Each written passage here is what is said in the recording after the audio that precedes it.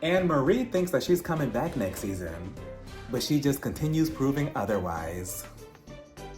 Hey everybody, welcome to my channel. I am Raphael and I'm here to review season 13, episode 13 of The Real Housewives Trying to Make Other Housewives Relevant of Beverly Hills. So we start the episode off with everyone finishing getting ready for their trip to Spain, right? We see Dorit, she's on the phone with PK, and of course he's in the UK doing who knows what with who knows who, and she's telling him on the phone, "Oh my God, my bubba, why are you still awake, my baby? My sugar plum, my sugar bear, my bubba, my love, why are you still awake, baby? You need to be getting some rest, my love." PK is telling her, "I understand, my love, I understand, honey, I get it, Dorit, I get it, I know you're worried, but I'm resting right now, and my body's taking time to adjust to the London time, but give it some time, baby, I'm gonna get some sleep." And if I was Dorit, I would have told him, "Okay, that's nice and all, but can you just turn your phone camera around to the right a little bit? I just want to see if anybody's laying next to you." Because if anybody noticed how PK was holding that phone for his life, he was making sure that the camera was on him, like, "Yes, Dorit, nobody's next to me."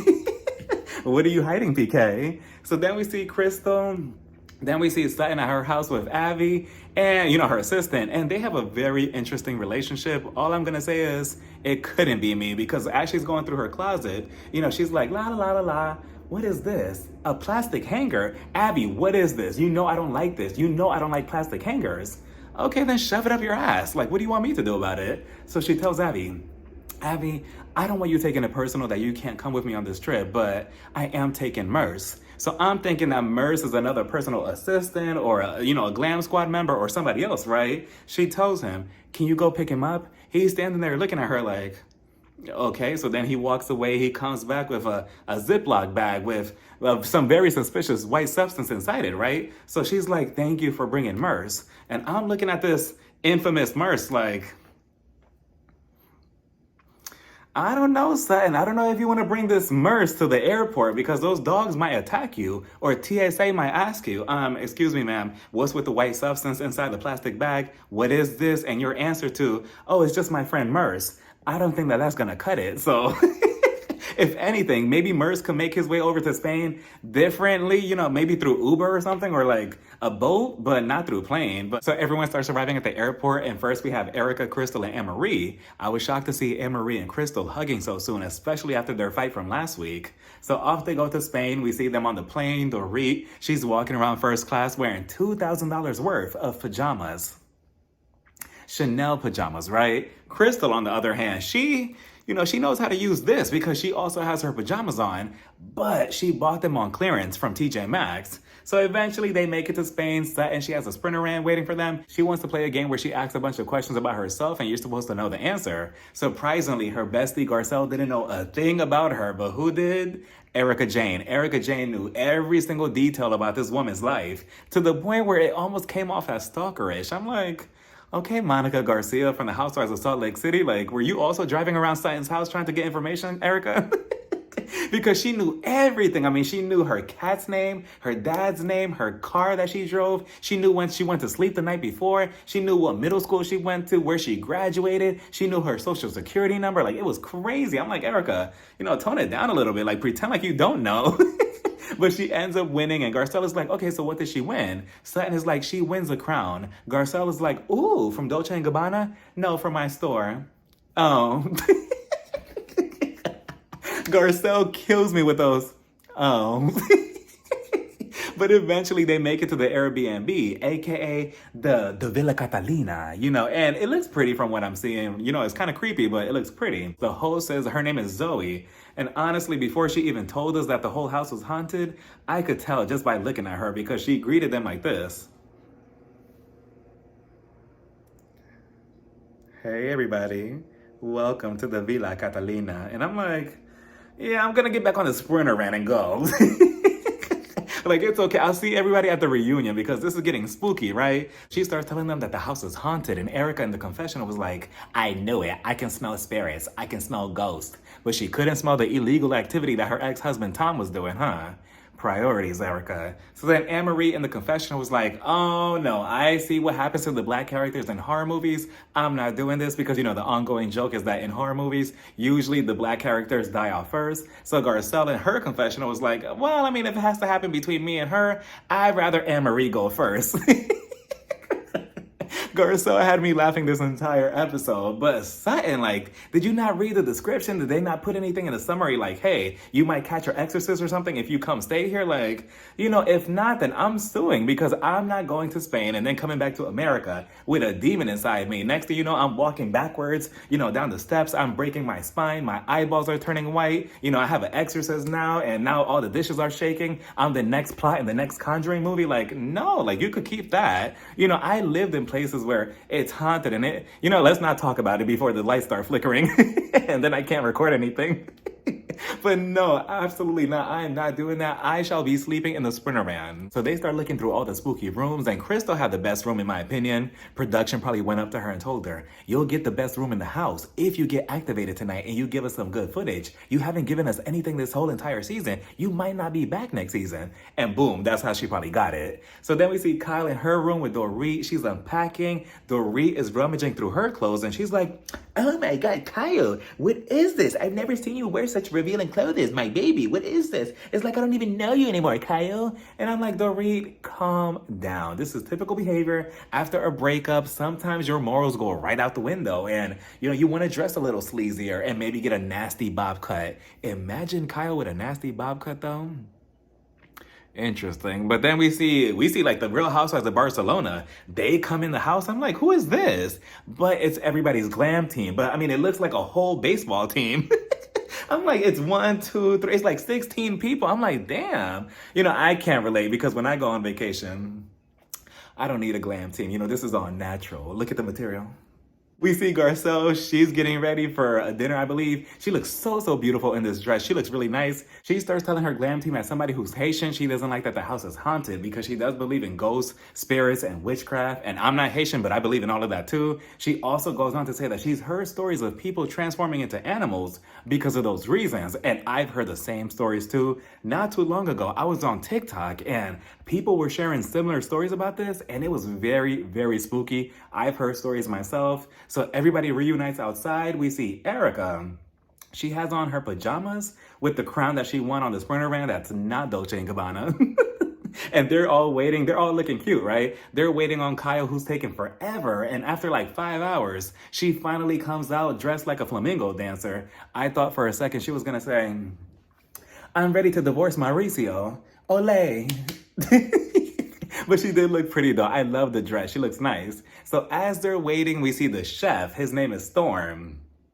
He causes a flood, no pun intended, because Garcelle was acting like Sheree on The Real Housewives of Atlanta when she saw Portia walking into Kenya's house and she was like,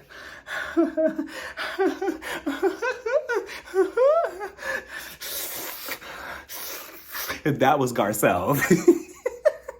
I mean, she was thirsting after him. She was like, oh, he's so handsome. He has an accent. We're here in Barcelona, so why not? And I get it, because being on vacation does make you want to fuck a stranger. But damn, Garcelle. And then she adds Erika into the mix because Erika is also thirsting over him. She's like, oh, he's so handsome. He's so dreamy. So Garcelle was just like, oh, we could take turns or we could double team him. You could go first and then I go second. And I'm like, can both of you go upstairs and take a not a golden shower. Or maybe that too, but go upstairs and take a cold shower, like, damn. And I'm looking at Storm like, you know, I don't even want to sound like a hater, but I mean, okay. They go inside to have dinner and Anne-Marie tells Erika, make sure that Storm is not married. But Erika was like, oh, shut up, Anne-Marie. Don't ruin my fantasy. So they sit down at the table. Storm and his sister, they're bringing out what looks like a fancy Lunchable because realistically, that's what it was. Ham, cheese, and crackers, but they're going crazy for it, right? So then I believe Dorit, she spots his finger and she's like, yeah, he's single. And then that's when everybody starts losing it. I believe Garcelle, she starts insinuating certain things with the food like, oh, it's so creamy and liquidy and gushy. And I'm like, my God. And then Dorit, you're married. Because all of a sudden she starts participating and she starts moaning in a different accent. And she's like, oh, my baby, I love this food. It's so yummy. I love it. And I'm like, you know, PK is like literally like around the corner, right? Like he's in London and you're over here just moaning for this other man. Like, all right, whatever. But then again, I don't blame you. But so then Satin tells him that she has a special guest and she pulls out the plastic bag with the ashes to Merce. They're looking at her and confused like, Okay, and then Kyle in the confessional was like, look, don't put my ashes in a plastic bag like this. Put me in a Birkin. I mean, same. I mean, put me at least in a Target bag, not in a little plastic bag like this, like the disrespect, right? But this person meant a lot to Sutton, and I'm not really sure if he had a seat at the table or if he was physically sitting on the table, but regardless, that was that. That was a cute moment. And then I believe as they're eating, Anne-Marie, production probably told her, look, you also need to do something this season because Crystal, we already gave her our warning. This is your warning too. Both of you are about to not come back next season. You need to do something. So Anne-Marie was like, okay, so everybody, I just need to discuss, something that happened between me and Sutton at the event. Obviously, everybody was there. And Sutton, I apologize for the whole esophagus conversation that I kept talking about for like 500 seasons. But, I just want to say I'm sorry again. Sutton, she's like, well, that's one thing, but I'm more offended about the other comment that you made. And then we see in a flashback that at the same event last week that Anne-Marie had told Sutton, look, Sutton, I'm not single. I have my beautiful husband. I have my beautiful kids. I wake up with a relationship, my kids. I'm not lonely or desperate. And then what killed me about the whole scene was Garcelle's reaction to when she said that. She was like, damn. Because, that was my reaction too. I'm like, shit, Anne-Marie, like, what does Sutton do to you for you to say all of that? And the crazy part is that you're bragging about not being single and being married to your husband, yet you told us yourself that your husband considers you a 8 out of 10, look-wise. And isn't he being accused, allegedly, of sexual assault? Like, he's no prize, Anne-Marie, so I'm not really sure what we're bragging about. So then Sutton was like, now who are you calling lonely? And she was like, well, you offended me, you offended Garcelle. Garcelle was like, yeah, I'm offended because I'm single. I'm like, we get it, Garcelle, we get it. And she also offended Erika. And she kind of offended me as well because, I'm single and I'm not lonely. Well, I get lonely every now and then, and I'm definitely not, well, I'm desperate sometimes, but I'm not lonely or desperate, Anne-Marie, so yeah, I'm also offended. So then Anne-Marie was like, well, okay, Sutton, I'm sorry if I said that, because you're single, you're lonely and desperate, I'm sorry. Erika, same thing, I'm sorry for calling you desperate. Garcelle, same thing, and I'm like, what kind of apology is this? Like, it's like you want to start a fight again. So Garcelle, even in the confessional, she was like, yeah, if this is your way of apologizing, you could keep it. So then Crystal, she tries to speak up and Anne-Marie shut it down quickly. She's like, no, we're going to get to you in a second. And I'm like, ooh. So Anne-Marie confesses that when she met Crystal, Crystal had told her that she thinks that this group of women are uneducated, shallow, and fake socialites. And that's only describing Dorit, right? Now, do I believe Anne-Marie? Part of me wants to believe it because if we remember Crystal's first season, she did come off slightly bitchy, slightly elitist, like, oh, I'm better than you or I'm smarter than you in a way. I don't think we really see that side of her anymore. She kind of just, faded in the background.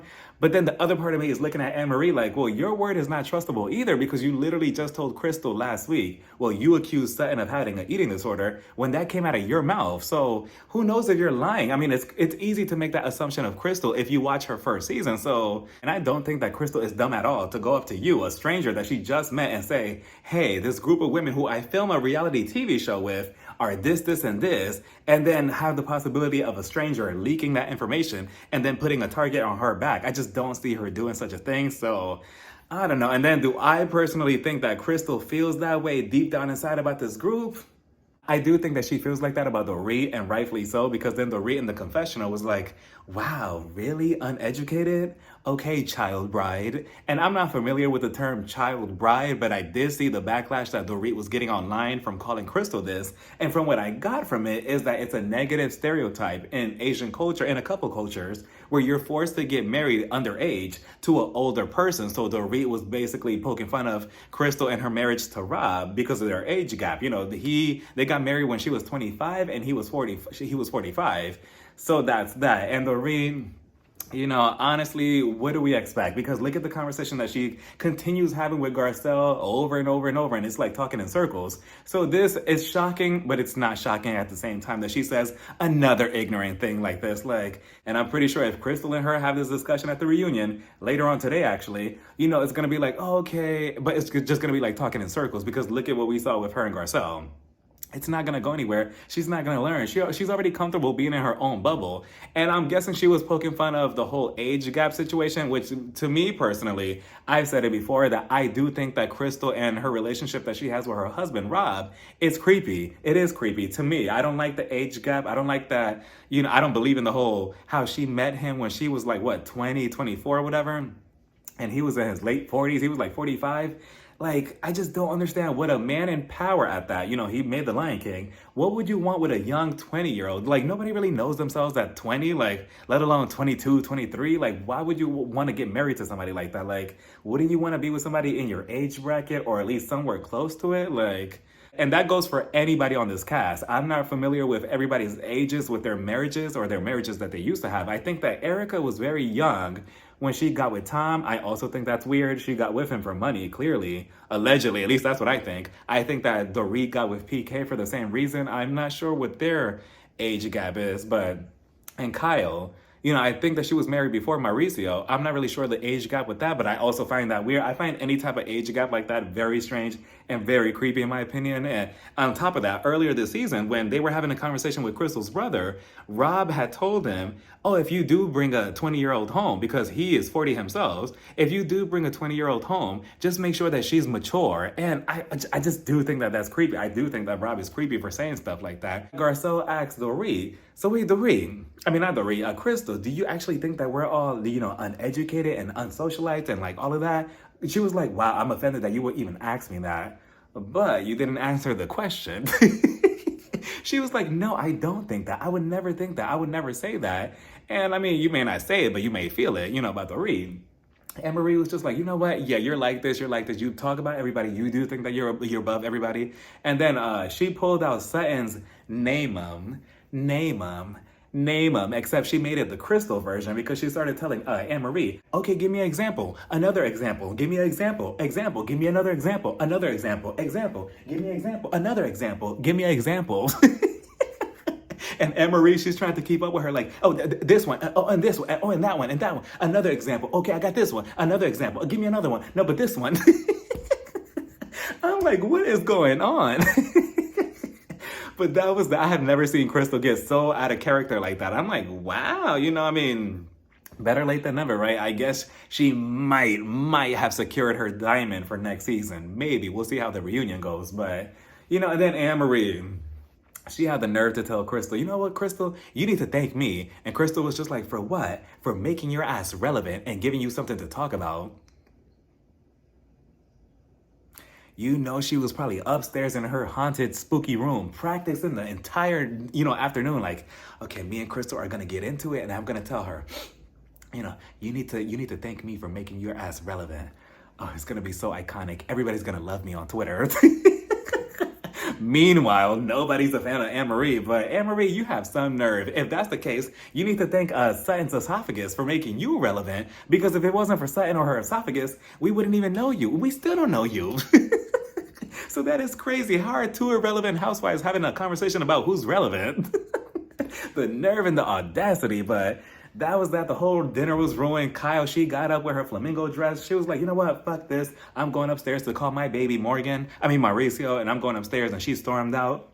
Did anybody see how when they were trying to go up the stairs, those stairs are like giant cinder blocks? And Sutton, she looks like Wilma Flintstone. The way she was trying to, you know, go up. She was like, give me 1 second. You know, she had to pull up her entire dress. I'm like, there must be an easier way. The next morning, everybody breaks out into pairs to discuss what Anne-Marie is accusing Crystal of saying about this group. Erika feels that there is some truth to it, but she wonders if there is truth to it, why would Crystal even want to be a part of the group? And that's another question too, because I mean, it's not like she needs the Bravo check. She has money, so what will be her purpose of staying in this group if that's the way she really feels about it, you know? So Anne-Marie is telling Garcelle, she did say that to me, but Crystal, she's telling Sutton, I never said that. So I just don't know who to believe or what to believe, but I do feel like there's an ounce of truth behind those words. But Sutton, she gets everybody together like, okay, we're gonna go to the church for the ashes. But then Erika, she wants to grab her shovel and she wants to dig up old shit again. And she's like, hold on, give me 1 second because I just got a message right now. And Crystal, this one's for you. I want to talk about those expensive earrings from last year. She's referring to the expensive earrings from last season that Garcelle and Crystal tried to convince her to give up because they thought that Tom had bought those earrings with the money he had stolen. Now we find out that they actually ruled in Erika's favor. And no, those earrings were not in fact bought with the money he had stolen. So now she feels, you know, vindicated and she wants confetti. She wants a birthday cake and balloons and she wants people to celebrate that. And I'm like, Erika, you know, you got away with it. You're not in jail. Like, just put that to rest. Like, if you got to win, okay, just keep it quiet. Like, you don't want to bring that back up. Now she's upset because they're not saying sorry to her for questioning her about any of this last season. When she told them, just wait, it's all gonna play out the way I'm telling you. Just give it some time. I'm innocent. And I mean, yeah, according to you now, yeah, the whole thing played out exactly like how you said last year. But so what? You know, if I had questions back then, and if you and Tom were looking very suspicious in this whole crime situation, you were looking like his partner in crime, of course I'm gonna have questions like, wait a minute, you know, is she behind all of this? Like, where did those earrings come from? Why is she acting like so defensive? And you didn't make it any better either with your behavior. You were acting like a damn monster. So that didn't put you in a better lighting of, oh, maybe she is innocent. Maybe I should hear her out. So, and I don't agree with what Garcelle said about, well, you should just give up the earrings anyway. Like, don't you want good karma? Don't you want to feel good? You know, even if they do belong to you. And I mean, morally, yes, Garcelle, that would be the right thing to do. But technically, she doesn't have to do that. She doesn't have to give up the earrings to anybody if she is, in fact, innocent in this whole thing. So that was that. You know, we see them, you know, getting in the vans. We see, you know, them driving through these narrow roads all through Spain. And the view was so beautiful. But the roads were so narrow and it looks really, you know, dangerous. And then Crystal, you could tell that something's going on. She's feeling queasy. She needs some air, right? And I get the same way. I get very lightheaded in a car with all the windows closed. Like, I need to have a window open after like 5 minutes. Eventually, she's like, okay, we need to stop the van. We need to stop the van. She gets out. She's trying to breathe. She's sitting down. And then we see the other van where Anne-Marie and Kyle are at. They stop. And then Garcelle, she goes up to Anne-Marie and she's like, what's wrong with Crystal? As if she's supposed to diagnose her or something or whatever, right? And then Kyle, you were doing so good until this moment. You know, she's looking at Crystal on the floor and she's obviously not doing good. She's barely breathing and her veins are popping out her arms. And then in the confessional, she's like, wow, it's crazy seeing her in this condition. You know, Crystal is now at Anne-Marie's mercy. No, she's not. Like, where did you get that assumption from? But oh, Kyle, we just couldn't go one episode without you being delusional, right? So that was the whole episode. It was a cute start to their trip in Spain, and we'll see how this whole thing plays out. Dorit just, whew. But anyways, let me know what you all thought about this whole entire episode down in the comments. Bye, everybody. Mwah.